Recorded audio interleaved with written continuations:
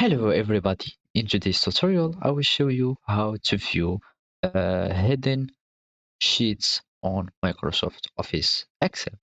So now open your Excel spreadsheet and follow these simple steps. In this example here, I will add some sheets and I'm going just to click on hide to be hide.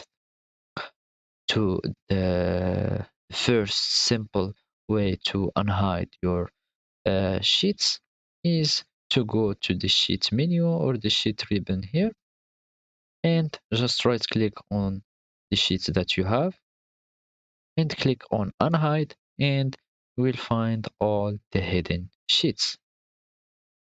So now, for example, I will unhide the sheet number 4 and I will have it unhidden. Let's go for this one and etc etc. So let's hide all the sheets for example. And as you can see, you can't hide all your sheets.